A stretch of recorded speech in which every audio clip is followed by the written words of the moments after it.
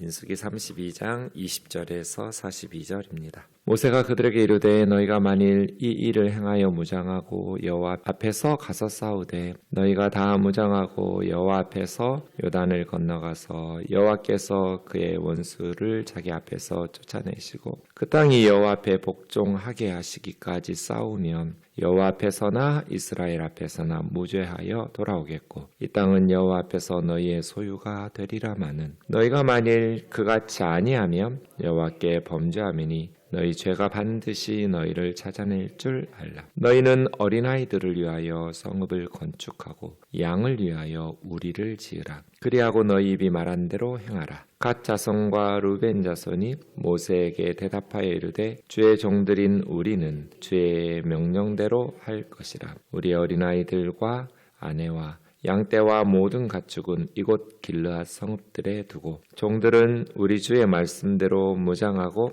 여호와 앞에서 다 건너가서 싸우리이다. 이에 모세가 그들에 대하여 제사장 엘르아살과 눈의 아들 여호수아와 이스라엘 자손 지파의 수령들에게 명령하니라. 모세가 그들에게 이르되 갓 자손과 루벤 자손이 만일 각각 무장하고 너희와 함께 요단을 건너가서 여호와 앞에서 싸워서 그 땅이 너희 앞에 항복하기에 이르면 길르앗 땅을 그들의 소유로 줄 것이니라. 그러나 만일 그들이 너희와 함께 무장하고 건너지 아니하면 그들은 가나안 땅에서 너희와 함께 땅을 소유할 것이니라. 갓 자손과 루벤 자손이 대답하여 이르되 여호와께서 당신의 종들에게 명령하신 대로 우리가 행할 것이라. 우리가 무장하고 여호와 앞에서 가나안 땅에 건너가서 요단 이쪽을 우리가 소유할 기업이 되게 하리이다. 모세가 갓 자손과 루벤 자손과 요셉의 아들 므낫세 반 지파에게 아모리인의 왕 시온의 나라와 바산 왕 옥의 나라를 주되 곧 그 땅과 그 경내의 성읍들과 그 성읍들의 사방 땅을 그들에게 주매 갓 자손은 디본과 아다롯과 아로엘과 아다롯 소반과 야셀과 욕부아와 벳니므라와 벳하란들의 견고한 성읍을 건축하였고 또 양을 위하여 우리를 지었으며 루벤 자손은 헤스본과 엘르알레와 기랴다임과 느보와 바알부몬을 건축하고 그 이름을 바꾸었고 또 신마를 건축하고 건축한 성읍들의 새 이름을 주었고 므낫세 아들 마길의 자손은 가서 길르앗을 쳐서 빼앗고 거기 있는 아모리인을 쫓아내매 모세가 길르앗을 므낫세 아들 마길에게 주매 그가 거기 거주하였고 므낫세 아들 야일은 가서 그 촌락들을 빼앗고 하봇 야일이라 불렀으며 노바는 가서 그낫과 그 마을들을 빼앗고 자기 이름을 따라서 노바라 불렀더라. 아멘. 어제 주일에 우리가 말씀을 함께 나누었던 요단강 동쪽의 두 지파 반의 이야기의 뒷부분입니다. 두 가지를 요청했죠. 첫 번째는 우리에게 이 요단 동쪽 편을 소유로 기업으로 주세요. 두 번째는 우리는 요단강 건너가지 않게 해주세요. 그래서 모세가 두 지파 사람들에게 분노하면서 책망했고 이제 두 지파 사람들이 주의 종의 명령대로 우리가 앞장서서 무장하고 건너가서 나머지 9지파 반 사람들이 자기의 소유를 요단강 서쪽 가나안에서 차지할 때까지 돌아오지 않겠다. 다 각기 자기 기업을 차지하게 하고 돌아와서 이 요단 동쪽을 선택하겠다고 말합니다. 그래서 이제 20절에서 모세가 이야기하는 것이죠. 너희가 만일 그렇게 행하고 20절입니다. 20절에서 24절까지 이제 모세가 조건부 허락이죠. 승인을 하긴 하는데 너희가 말한 대로 행하면 너희 말대로 하게 할 거다. 이렇게 말할 때 여호와 앞에서라는 말이 4번 반복된다고 그랬죠. 그러니까 16절에서 19절까지 이 두 지파, 갓 지파와 루벤 지파가 했던 것을 20절에서 24절 보면 모세는 두 가지를 바꿔줘요. 첫 번째 17절에 있는 우리가 그들 앞에서 무장하고 싸우겠다. 그들은 9지파 반인데 모세는 20절에서 24절까지 여호와 앞에서 싸우는 거다 하면서 이걸 바꿔주고요. 그래서 여호와라는 말이 7번이나 나와요. 여호와 앞에서라는 말은 4번 나오지만 모세의 말을 보면 계속해서 여호와 여호와 하면서 7번을 반복해요. 그게 이제 인식의 변화예요. 두 지파 사람들이 사람들 앞에서 우리가 무장하고 싸우겠다고 했던 것을 모세는 이 전쟁은 사람들 간의 전쟁이 아니다. 여호와의 전쟁이다. 여호와 앞에서 싸우는 거다. 하나님께서 싸우시는 싸움에 너희를 동참시키신 거다. 네, 하나님께서 주시마 약속하신 땅이지만 사람들이 하나님과 함께 가나안 사람들과 싸워야 되는 거예요. 그냥 하늘에서 감 떨어지듯이 입만 벌리고 있는 것이 아니라 목숨 걸고 싸워야 되는 거죠. 승리는 하나님에 의해서 보장되어 있지만 그 보장된 승리를 얻기 위해서는 이스라엘 백성들이 무장하고 목숨 걸고 싸워야 되는 것이죠. 이게 이제 모세예요. 21절에 보면 여호와께서 그 원수를 자기 앞에서 쫓아내실 거다. 하나님이 쫓아내실 거야. 하지만 너희도 무장하고 목숨 걸고 싸워야 돼. 지금 우리도 마찬가지예요. 우리가 하나님의 일을 행할 때 이것은 하나님의 사역이에요. 하나님께서 싸우셔요. 하지만 우리도 무장하고 하나님과 함께 그 여호와의 일에 사역에 동참하면서 싸워야 되는 것이죠. 그래서 22절 있는 것처럼 여호와 앞에 복종하게 하시기까지 가나안 땅의 주인이 바뀌는 거예요. 이제 가나안 땅이 하나님의 땅이 되는 거죠. 소유주가 바뀌는 거예요.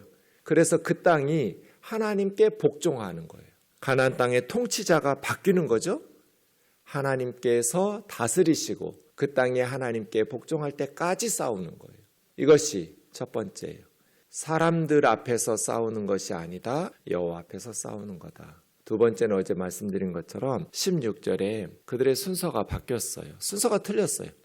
짐승들을 위해서 우리를 짓고 우리의 아이들을 위해서 성읍을 건축하는 게 아니고 24절에 있는 것처럼 아이들을 위해서 성읍을 건축하고 양들을 위해서 우리간을 짓는 거다. 뭐가 더 중요한지를 바꿔줘야 돼. 이게 가치관이죠. 우선순위예요. 돈과 시간이 무한히 많은 사람은 없어요. 우리에게 돈과 시간이 무한정 많다면 우선순위가 필요 없어요. 하고 싶은 대로 아무거나 먼저 하면 돼요. 무한히 돈이 많으니까 이것도 하고 저것도 할 수 있잖아요. 무한히 시간이 많으니까 이것도 하고 저것도 하면 되잖아요. 근데 그런 교회와 그런 가정과 그런 사람은 하나도 없어요. 우리 모두는 다 유한한 자원을 가지고 살아요. 그러면 어딘가에 돈을 쓰고 나면 어딘가에는 쓸 수 없다는 뜻이고 어딘가에 시간을 사용하고 나면 어딘가에는 사용할 수 없다는 뜻이에요. 그래서 우선순위 한정된 자원을 가지고 살기 때문에 자기가 중요하다고 생각하는데 먼저 시간과 물질을 사용하겠죠. 이게 가치관이잖아요.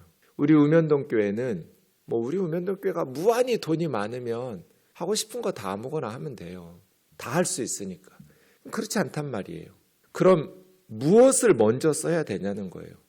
왜냐하면 거기다가 돈을 쓰고 나면 다른 데는 그게 잘못된 일이어서가 아니라 잘못된 일이 아니더라도 거기는 돈을 쓸 수 없잖아요. 이게 이제 가치관이에요. 우선순위를 결정하는 것. 뭐가 가장 중요하냐? 무엇이 가장 우선순위냐? 시간이 남으면 그런 것도 다 할 수 있지만 시간이 없다면 돈이 무한정 많으면 이거저거 다 하겠지만 그게 없다면 가끔 목사님 교회 안에 관리 집사님이 필요하지 않아요? 목사님을 도울 수 있는 부교역자들이 더 필요하지 않아요? 똑같아요. 우리 교회 돈이 무한정 많으면 더 이런저런 지출을 늘리더라도 근데 그렇지 않아요. 그래서 제 생각에는 관리 집사님 한 분에게 페이하는 것보다 선교사 한 명 더 파송하는 게 저는 더 중요하다고 생각하거든요. 우리 교회가 운영할 수 없을 만큼 교회가 커지면 모르겠지만 그런 교회 아니니까 목회자들이 좀 일하고 성도 교우님들이 좀 교회 관리하고 돌아보면서 청소하고 챙기면 선교사 한 명 더 보낼 수 있잖아요. 뭐가 더 중요하냐는 거예요. 그때 좀 어려움이 있었어요. 두 교회 통합할 때 우리 원로 목사님이나 우리 생동 교우님들은 이분 정말 좋은 분이라고 성가 지휘하시는 분, 우리 교회 출신은 아니지만 페이를 지불하면서 이렇게 우리 찬양을 참 잘 인도했다고. 근데 보니까 목회자들은 사례비를 별로 못 받고 또 이제 아이들 늘어나고 부서마다 목회자들이 늘어나야 되는데 두 교회가 합병하면 성가대 반주하는 사람, 지휘하는 분에게 많은 페이를 지불하고 있더라고요. 그래서 제가 안 된다고. 그분들에게 주면 좋겠지만 그분들에게 페이를 지불하면 우리 전도사님들을 모실 수가 없다고. 제 생각에는 우리 아이들을 위해서 목회자를 세워줘야지. 성가대 찬양이야. 좀 못하면 어때요? 그냥 우리 집사님들 중에 재능 있는 분들이 가르치고, 피아노 우리 집사님들 중에 전공한 분들도 있는데 재능 기부하면서 좀 못 치면 어때요? 근데 우리 피아니스트들은 다 전공자들이어서 겁나 잘 쳐요. 무한정 돈이 많으면 이것도 하고 저것도 하죠. 근데 뭐가 더 중요하냐는 거예요. 하나님 앞에 좋은 찬양 올리는 거 저 좋아요. 근데 그게 우리 아이들을 영적으로 신앙적으로 잘 가르치는 것보다 더 중요해요? 찬양 좀 더 잘하는 것이? 전 그렇게 생각하지 않아요. 우리끼리 열심히 준비해서 노래 좀 못하면 어때요? 하나님 앞에. 굳이 다른 교회 사람 데려와가지고 그렇게 솔리스트들에게 페이하고 반주하는 분들에게 페이하고 지휘자들에게, 목사보다도 돈을 더 받고 있어요. 지휘하는 사람이. 매일 나오는 목사보다 돈을 더 받으면 어쩌자는 거예요. 부목사보다. 한국 교회가 이런 일이 많아요. 작은 교회들도. 제가 볼 때는 미래를 위해서 아이들이 몇 명 안 되더라도 그 아이들 몇 명을 위해서 전도사님들을 붙여줘야죠. 신앙으로 사랑으로 잘 다음 세대를. 그 아이가 2명, 3명, 4, 5명밖에 안 된다 할지라도 그 아이들이 그 교회 미래 아니에요? 한국 교회 미래잖아요. 어른들을 위해서 전공자들도 아닌데 찬양을 하면 얼마나 연습해서 잘할 수 있을까요? 성가대가. 모르겠어요. 그게 제 생각이에요. 항상 옳다고 제 생각이 옳은 것도 아니고 옳다고 할 수는 없지만 뭐가 더 중요한 우선순위냐. 선교하고 죽어가는 영혼 살리는 거 아니에요? 절망적으로 삶이 너무나 힘든 분들에게 구제하고 돕는 거 아니에요? 그리고 우리 다음 세대인 아이들을 신앙으로 잘 가르치는 거. 이런 것보다 중요한 게 뭐가 있어요? 교회 안에. 우선순위거든요. 우선순위의 문제. 그래서 모세가 24절에서 바꿔주는 거죠. 그랬더니 이제 25절부터 다시 두 지파 사람들이 이제 주의 뜻대로 하겠다고 해서 27절 보세요. 종들은 우리 주의 말씀대로 무장하고 여호와 앞에서, 이게 이제 17절과 비교해 보면 바뀐 거죠. 모세 말 듣고 그들 앞에서 그러다가 여호와 앞에서로 이 사람들 말이 바뀌잖아요. 이게 이제 모세와 같은 영적인 리더들이 해야 될 일이에요. 하나님의 시각으로 바라보는 거예요. 우리 아이가 아팠어요. 우리 식구들이 갑자기 아팠어. 세상 사람들 상황으로만 보겠죠. 안 믿는 사람들은. 그러나 우리는 하나님의 시각으로, 왜 우리 가정에 이런 질병이 왔을까? 여호와 앞에서 생각해보고 기도하면서 하나님이 주시는 바른 말씀들을 가지고 어려움을 대처해내는 것이죠. 그래서요. 세상에서 사는 하나님의 백성들을 하나님의 시각으로 살아갈 수 있도록 도와주는 것이 영적인 리더들의 역할이죠. 그래서 이제 28절에 보면 제사장 엘르아살, 눈의 아들 여호수아, 이스라엘 자손 지파의 수령들에게 모세가 명령해요. 이제 새로운 세대의 리더들이죠. 아론은 죽었으니까 아론의 아들 엘르아살이 이제 대제사장이고, 모세는 비스가산에 올라가서 죽을 거니까 아론은 호르산, 모세는 비스가산입니다. 눈의 아들 여호수아가 이제 모세를 대신하게 될 것이고, 새로운 세대의 수령들이 이 일들을 감당하게 되겠죠. 그래서 29절에 모세가 말합니다. 무장하고 너희와 함께 요단 건너가 여호와 앞에 싸워서 항복하게 이르면 길르앗 땅 주고. 그런데 30절, 이 두 지파 반 사람들이 무장하고 건너가지 않으면 어떻게 할까요? 약속이 불이행되면 가나안 땅 안 줄 거야 하지 말고 가나안 땅에서 너희와 함께 땅을 소유하게 해라. 그러니까 12지파가 함께 하도록. 만약에 이 사람들의 마음이 바뀌어서 무장하고 건너가서 싸우지 않으면 서쪽에 가나안 땅 중에서 두 지파 반의 토지를 주라는 거예요. 안 줄 거야 이런 식으로 보복하지 말고, 그래서 12지파가 함께 가도록 해라. 갓 자손 르우벤 자손이 우리가 그렇게 하겠다고, 여호와 앞에서 가나안 땅 건너가서 싸우겠다고 말합니다. 그리고 나서 33절부터 이제 갓, 르우벤, 므낫세 반지파가 그 땅들을 차지하게 하는 지역들을 이야기하고 있습니다. 34절부터 갓 자손이 차지하는 성읍들, 먼저 성읍을 건축하고 양을 위하여 우리를 지었다고 36절에 되어 있죠. 그러니까 아이들과 아내들이 그리고 소수의 사람들만 무장하고 있어도 안전할 수 있도록 성읍을 견고하게 지어놓고 그 다음 짐승들의 처소, 막사를 짓고 우리를 짓고 그 다음 무장하고 건너가서 싸우고 돌아오게 되죠.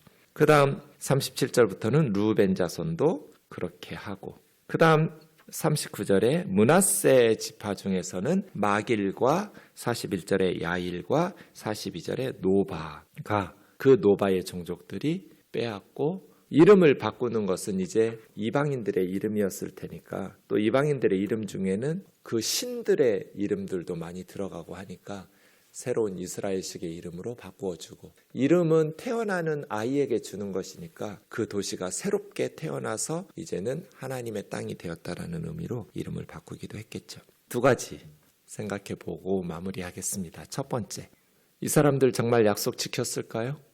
지켰죠. 지켰는지 안 지켰는지 보려면 어떻게 해야 돼요? 모세오경 끝나고 그 다음 뭐가 나와요? 여호수아서가 나오죠. 여호수아서를 읽어보면 돼요. 정말 두 지파 반 사람들이 모세에게 약속한 대로 무장하고 앞서서 싸웠는가? 싸웠어요. 여호수아 1장 12절 13절 보시면 르우벤, 갓, 므낫세 반지파가 무장하고 이스라엘 자손들보다 앞서 건너갔으니 약 4만 명가량이 여리고 평지에 나아갔다. 이렇게 기록하고 있어요. 그러니까 모세에게 약속하고 모세가 명령한 대로 이 두 지파 반 사람들 가운데 4만 명가량의 군사들이 무장하고 다른 9지파 반 사람들보다 앞서서 건너가면서 앞서서 전투를 수행했어요. 우리는 이미 성읍 다 지어놓았으니까 요단강 동쪽에 우리의 살 곳 다 마련해 놨으니까 적당히 그냥 싸우는 신용만 하자 이러지 않았어요. 다른 지파들보다 앞에서 싸웠어요. 그러니 신실하게 약속 지켰죠. 두 번째, 이 선택이 좋았을까? 저는 어제 설교에서 후대를 생각했다면 좋지 않았다. 약속의 땅이 아니다. 왜 요단 동쪽은 하나님께서 주시마 약속하지 않았을까? 여러분, 이 두 지파 반 사람들이 탐날 만큼 비옥한 살기 좋은 땅이라면 다른 나라 사람들도 탐나지 않을까요? 당연하죠. 다른 나라 사람들도 이 요단 동쪽 길르앗 땅은 너무너무 탐나는 곳이에요. 그럼 이 두 지파 반이 어떻게 살까요? 힘이 있을 때는 편안히 살겠죠. 근데 자기들보다 더 힘을 무장하고 평소에는 약하더라도 그 좋은 땅 빼앗으려고 열심히 군대 양성하고 무기 만들고 그렇게 해서 힘이 어느 정도 길러졌다 싶은 사람들은 호시탐탐 노리겠죠. 가나안 땅은 지형 때문에 공략이 쉽지 않아요. 그리고 빼앗아야 별로 큰 이익이 없어요. 물이 부족해요. 가나안은 1년에 2번 정도만 비다운 비가 와요. 이른 비 늦은 비. 목사님 젖과 꿀이 흐르는 땅이라고 그랬잖아요. 아니에요. 그 땅 젖과 꿀이 흐르는 땅이 아니에요. 성경에 말했는데 성경이 그렇게 말씀하신 이유가 있어요. 하나님께서 돌보시기 때문에 젖과 꿀이 흐르는 땅이에요. 가나안 땅은 이 요단 동쪽이나 애굽이나 다른 지역에 비해서 아주 살기 힘든 우리 강원도 같은 땅이에요. 지금이야 강원도가 살기 좋은 곳으로 변했지만 예전 같으면 첩첩상중에 물도 없고 농사지을 땅도 비옥한 토지도 없고 거기는 진짜 사람 살기 힘든 곳이었잖아요. 그 구약시대에 가나안 땅은 가운데가 중앙산지예요. 강원도같이. 그리고 비옥한 토지 거의 없어요. 지중해 남쪽과 북쪽 갈릴리 쪽에 평야다운 평야, 그것도 별 좋은 평야도 아닌 한 2군데 있어요. 그리고 대부분 물 때문에 살기가 힘들어요.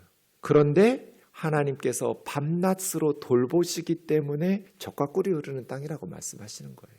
이 말은 뭐예요? 거기는 지형적으로 이민족의 침입이 비교적 안전한 힘든 곳이에요.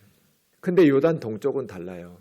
그 당시에 세계를 제패하는 건 남쪽의 아프리카, 이집트, 이디오피아, 나일강 거기 문명, 그 다음에 북쪽의 유프라테스, 티그리스 강, 지금 이라크, 이란 이쪽 지역의 메소포타미아 문명이 가장 강성한 제국들이잖아요. 그 두 제국이 서로 전쟁을 하거나 무역을 할 때 이 요단강 동쪽으로 가요. 이걸 킹스 하이웨이라고 그래요. 왕의 도로. 거기에 지금 살겠다는 거예요. 그럼 뭐예요? 전쟁할 때마다 거기는 짓밟히는 거예요. 그래서 이 요단강 동쪽 두 지파 반은 계속해서 이방인들의 침략을 받아요. 아모스서에 보면 다메섹의 서너 가지 죄로 인하여 다메섹을 하나님께서 심판하신다고 말씀하실 때 그들이 길르앗 땅을 철 타작기로 타작하듯이 타작했기 때문이라고. 철 타작기로 타작하듯이 길르앗 땅이 요단 동쪽이거든요. 요단강 서쪽은 가나안, 요단강 동쪽은 길르앗 이렇게 부른다고 그랬죠.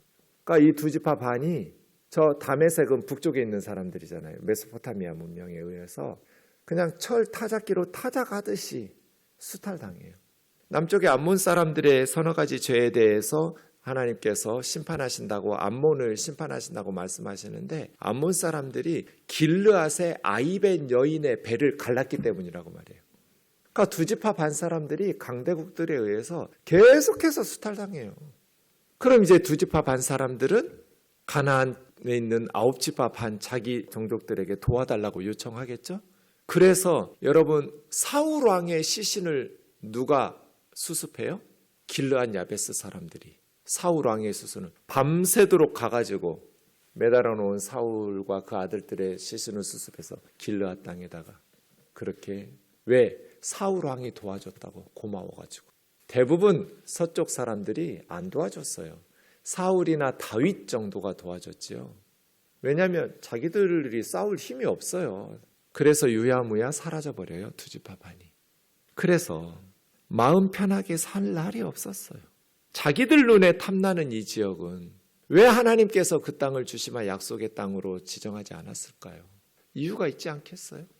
그래서 후손들을 생각해 보았다면 요당 서쪽에서 하나님이 약속하신 땅에 좀 목축업 하기에 불편하고 좀 먹고 살기 힘들다 할지라도 하나님께 또 그렇게 물으면서 했으면 어땠을까 하는 아쉬움이 있습니다. 기도하겠습니다. 하나님 아버지, 우리에게 베푸신 하나님의 은혜를 기억하고 오늘 우리의 선택이 우리와 우리 아이들에게 하나님이 기뻐하시는 선택이 될 수 있도록 지혜를 주옵소서. 존귀하신 하나님, 하나님께서 약속하신 그곳, 하나님의 임재가 있고 하나님의 약속이 있고 하나님의 역사와 하나님의 나라가 있는 그곳에서 살게 하옵소서. 예수님의 거룩하신 이름으로 기도하옵나이다. 아멘.